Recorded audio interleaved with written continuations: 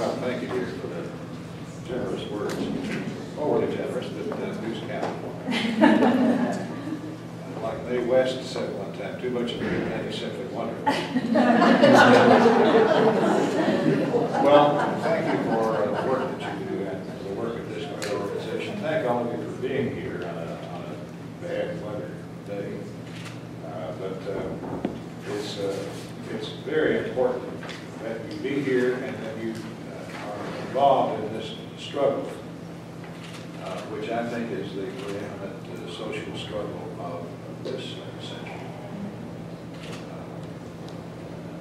So one of my top goals when I became chairman of the Appropriations Committee just last January, a year ago, was to stop the administration's agenda to not only loosen federal restrictions on abortion, but also use federal funds to promote them. Whether it's disregarding the long-standing Mexico City policy of finding loopholes, channel federal funds for family planning, which I know is, as you know, is a huge proportion. I'm shocked by the lengths that this administration has gone to undercut the sanctity of life.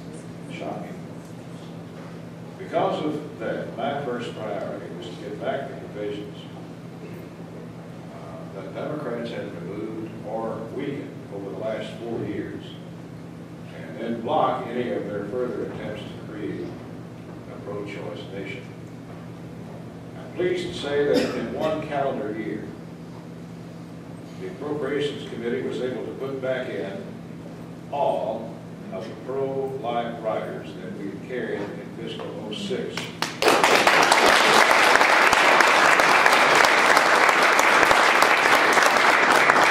We also beat back the Senate's attempts to foster abortion services around the world.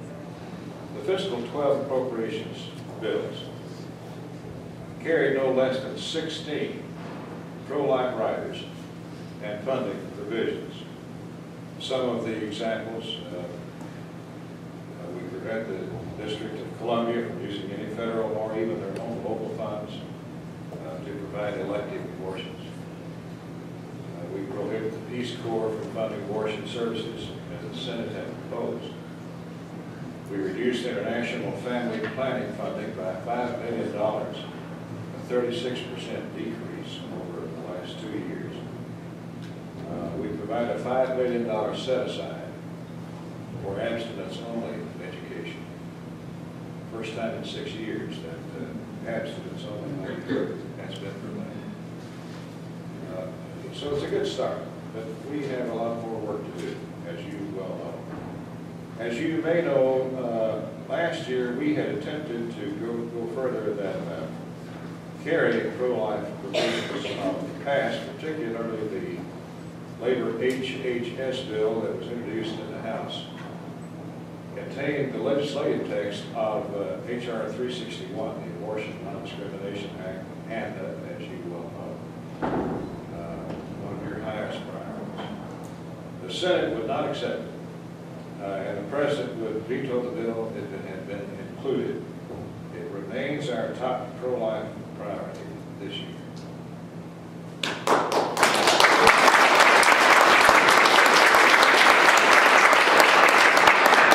We also want to curtail the administration's desire to use our foreign aid as a tool for abortion services.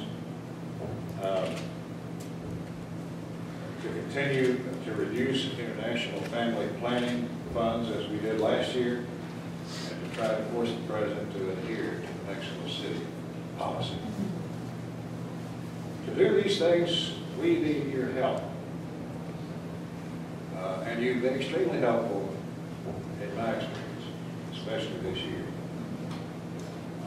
You've responded every time we sent out a message. And you're terribly important. When pro-life provisions are included in these House appropriations bills, it is a shortcut to put this into law. As you know, up here we have authorizing committees and we have appropriation committee. Authorizing committees supposedly go through the hearing process and then like proposed laws for the House to consider law changes, which usually takes years. Appropriations bills have to pass every year to fund the government. And if we can put one of these riders, legislative provisions, on the appropriations bill, that choo-choo train goes directly to the station. And so, but they're hard to defend in the full House when it comes to the amendment process, which means that when they come up, when these bills come up, and we've got one of your riders in the bill, and there's an effort by the other side to delete your telephone call, your messages to your congressperson, Senate and House, particularly House, are very, very important. The difference, really. So I can't thank you enough for what you've done already, but I'm here to praise you, but also to encourage you. There's a 16-inch difference between a pat on the back and kicking around. And so I'm here to praise you, but also to encourage you. When the President and the Senate think we can only pass these bills with Democrat support, abortion is one area that they wanted to find in order to get that Democrat support. So you're contacting your Republican congressman, ask them to please sign on to help us. Means that we won't have to go to a Democrat to get their support to pass the bill. Follow me? So help us with your Republican congressman.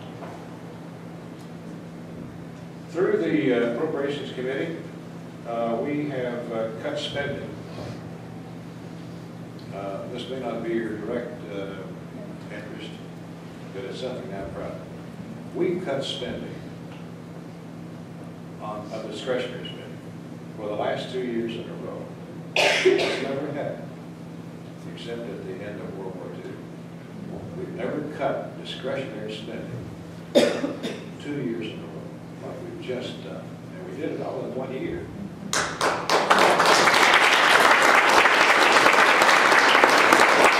When we took over the House in January a year ago, the Democrats had not passed any of the appropriations bills for that current year, which started back in October '54. So when we came into office, we had to face the fact that the government was not funded, and we had until March the 12th to do something about it.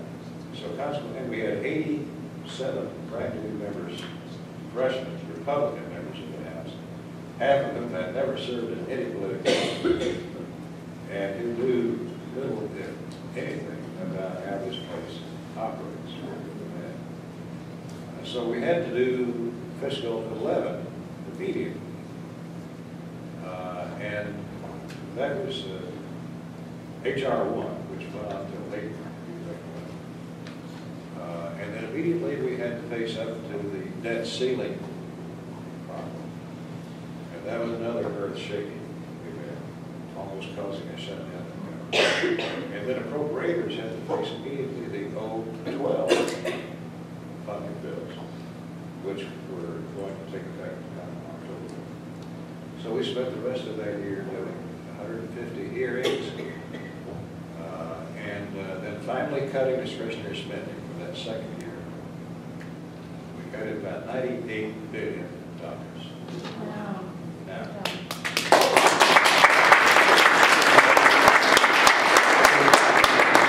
that's the good news. The bad news is discretionary spending, which we control, is only a third of the general budget. 2/3, as you know, are entitlements. Social Security, Medicare, Medicaid, veterans, pensions, food stamps, 100 others. All of that. If you qualify for one of those programs, you get the money without Congress appropriating funds. It's just drawn out of the treasury. Those entitlements are causing us to go $1.3 trillion in debt this year only, running up your national debt to around $16 trillion. So we have no, appropriators have no control over the entitlements. I've been begging the budget committee and leadership on both sides of the aisle, on both sides of the Capitol, get hold of entitlements. You can't balance the budget until you do.